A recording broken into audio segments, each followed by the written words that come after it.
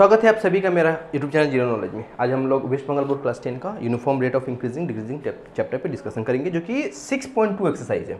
6.1 हम लोग compound test पढ़े थे और उसमें एक फॉर्मूला पढ़े थे, याद है किसी को?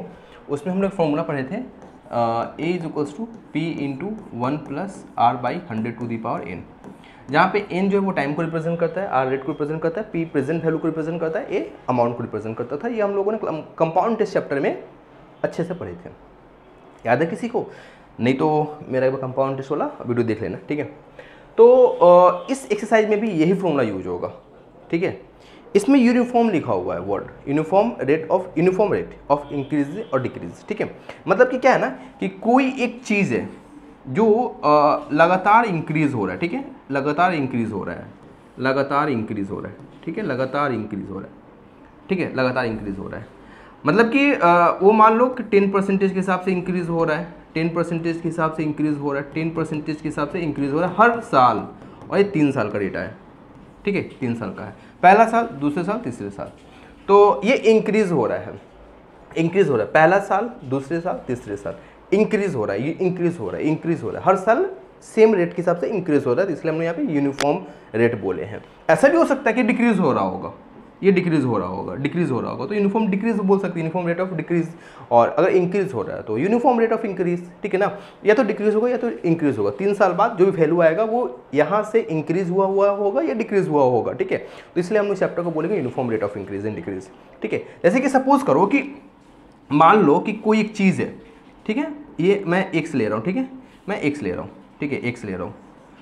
मतलब मान लो कि कोई भी एक चीज़ है, जैसे कि मान लो स्मोकिंग है, स्मोकिंग को कम करने के लिए गवर्नमेंट ने एक अभियान चलाया कि स्मोकिंग मत पियो, उसके लिए बहुत सारा तरीका अपनाया गवर्नमेंट।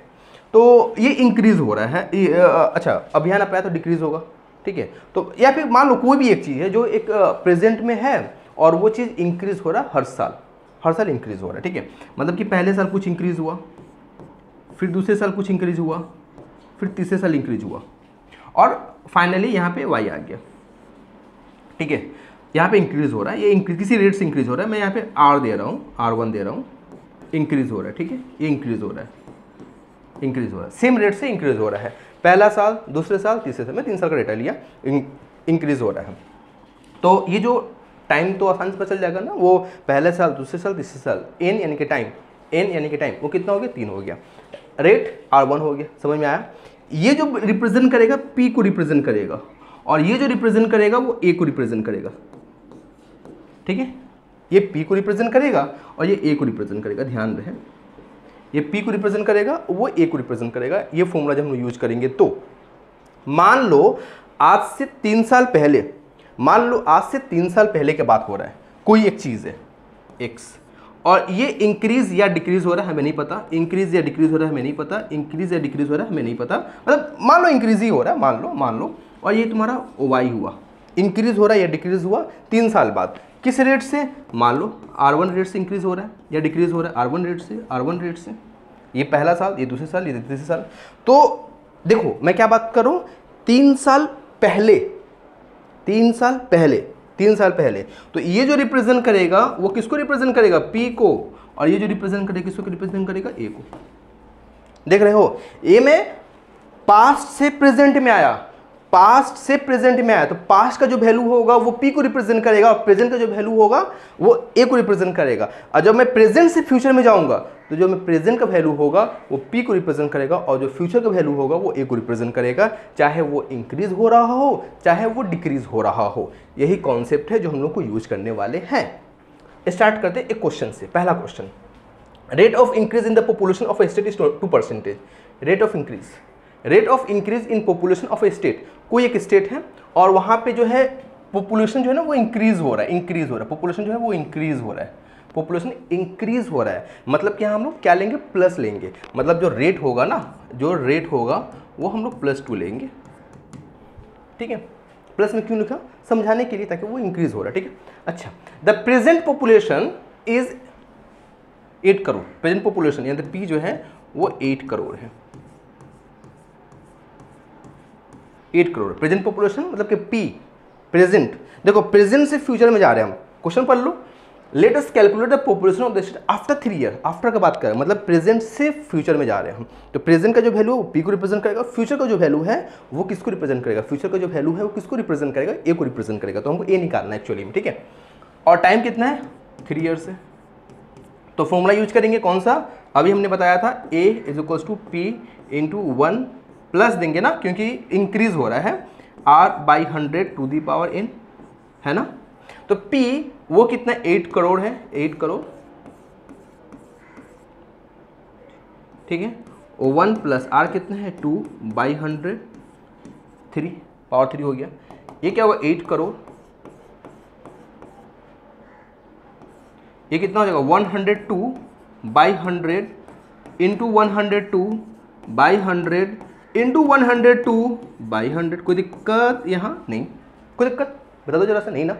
अब देखो गौर करो 1 2 3 4 5 6, मतलब 1 2 3 4 5 6, 1 2 3 4 5 6 कट गया। अब क्या 102 इंटू 102 इंटू 102, 102 का क्यूब निकालना, 102 को 3 में मल्टीप्लाई करना। मैं अपने तरीके से मल्टीप्लाई कर रहा हूँ, तुम अपने तरीके से मल्टीप्लाई करना, जैसे तुम लोगों को सही लगे वैसे मल्टीप्लाई करना। इसका क्यूब निकालना है हमें, ठीक है। मैं अपने तरीके से कर रहा हूँ, एक बार तुम लोग चेक कर लेना, ठीक है।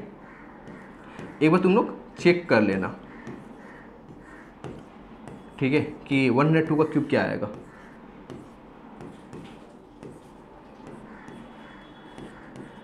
ठीक है, 102 का क्यूब ये आएगा, ये 8 है, ठीक है, ये 8 है, ठीक है। 102 का क्यूब ये आएगा। अब 102 का क्यूब किए तो ये आया, फिर उसको 80 से मल्टीप्लाई करना पड़ेगा। मैं 8 से मल्टीप्लाई कर ले रहा हूँ, पहले 8 से मल्टीप्लाई कर ले रहा हूँ, ठीक है।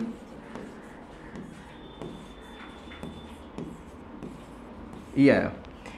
अब एक 80 मतलब 8 इंटू 10, तो 8 से मल्टीप्लाई किया और फिर यहाँ पे एक जीरो बैठा दिए, तो तुम्हारा क्या आएगा, फाइनल आंसर तुम्हारा वो आएगा। मतलब क्या आएगा 848,966,96640, ठीक है, ये आंसर आएगा। समझ में आया ना। तो मेनली ये फॉर्मूला यूज किए हम लोग और आंसर निकाल लिए। एक बार तुमने मल्टीप्लाई करके चेक कर लेना क्या आ रहा है, ठीक है। आगे बढ़ते एक और क्वेश्चन की ओर। देखो क्या बोल रहा है, द 3 ईयर बिफोर, अच्छा 3 साल पहले, 3 साल पहले, बिफोर का बात हो रहा है, 3 साल पहले, from today a family had plan to reduce मतलब कि माइनस का साइन आएगा, याद रहे, the expenditure of the electric bill by 5%। 3 साल पहले कोई फैमिली ने डिसाइड किया कि वो इलेक्ट्रिक बिल पे 5% कटौती करेगा, ठीक है। मतलब कि आर जो है ना, आर वो क्या होगा -5%। कोई दिक्कत यहाँ पे नहीं। In comparison to previous year 3 years ago, मतलब टाइम कितना हो रहा है 3 साल ना, 3 साल। 3 years ago that family had to spend 4000। 3 साल पहले वो कितना स्पेंड कर रहा था, 4000 स्पेंड कर रहा था। मतलब कि पी होगा ना, याद करो मैं बताया था ना, 3 साल पहले, ये क्या बात कर रहा है, पास्ट का बात कर रहा है। पास्ट में जो वैल्यू होगा वो पी को रिप्रेजेंट करेगा, वही पास्ट वैल्यू जब प्रेजेंट तक आ जाएगा तो वो ए हो जाएगा, ठीक है। तो ये कितना हो जाएगा 4000, ठीक है। आगे बढ़ते हैं। 4000 यहाँ क्या बोल रहा है 4000 spend which 4000 in a year for electric bill. Let us write the calculate the how much amount will the family have to spend to pay the electric bill in the present year. मतलब तुमसे ए पूछ रहा है, ठीक है, ए पूछ रहा है। तो फॉर्मूला क्या था, याद करो, ए पी इंटू 1 प्लस नहीं माइनस होगा ना, क्योंकि रिड्यूस हो रहा है, 1 minus r/100 to the power n, ठीक है। तो प्रेजेंट कितना है 4000 है ना, और 1 माइनस r यानी क्या है 5/100 है ना, 5/100 है ना, और n कितना 3 है। तो इसको अगर हम सॉल्व करना चाहें अगर इसको, तो क्या होगा 4000 ये हो जाएगा 95/100 का क्यूब, ठीक है। 95 ये सही रहेगा, या 5 दूनी 10 20 होगा, तो 1 2 3 2 का क्यूब 8, ठीक है। मैं इसको ना ऐसे ना लिख करके, देखो 5 से कट जाएगा, कितना आएगा 20 आएगा, 20 से 1 चलाएगा 19/20 आएगा, 19/20 आएगा ना, तो 19 का क्यूब, ठीक है। देखते हैं 4000 इसको सॉल्व करो, कितना आएगा 19/20 का क्यूब होगा, ठीक है। मतलब कि ये क्या है, ए निकालना है ना, ये क्या है 4000 है, ठीक है, और ये 19 है, तो 19 का 9853 होता है आई थिंक,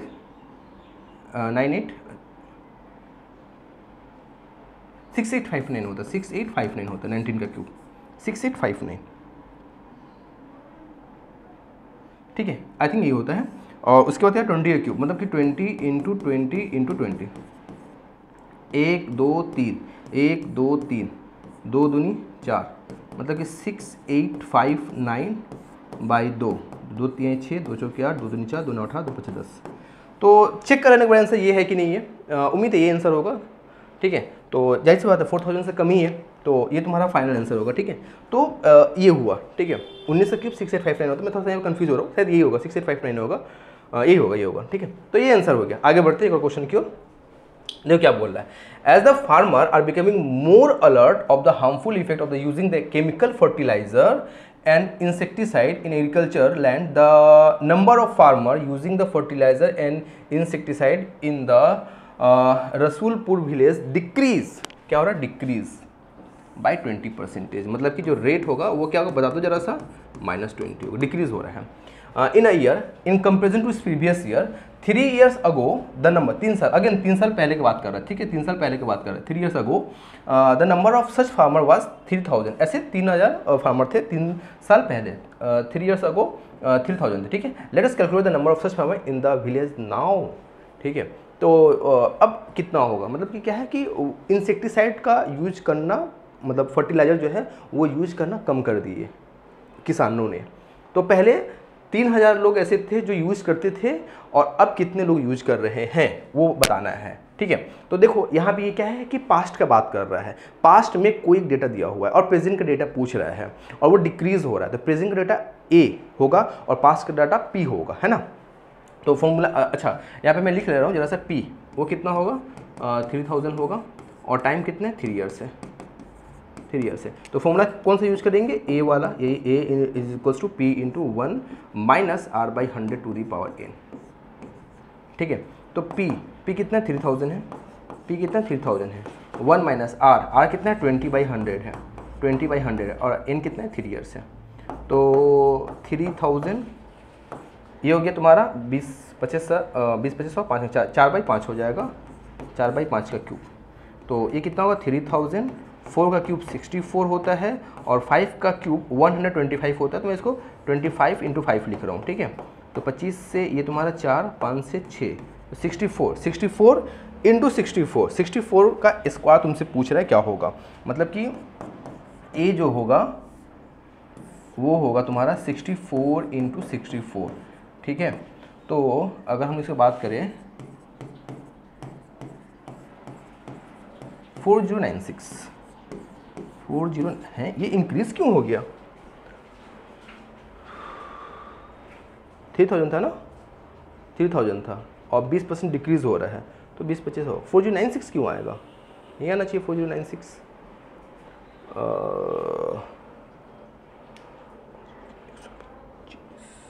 यहाँ पे तो सब सही है। Comparison to the previous 3 years ago the number of such farmer was 3000, let us calculate the number of such farmer in the village now. अब बोल रहे ना 3000 यहाँ पे हो गया, 4 का क्यूब 25 से 4, अरे यहाँ पे 24 होगा, मेरा गलती है, 24 होगा यहाँ पे 3024 होगा, ठीक है।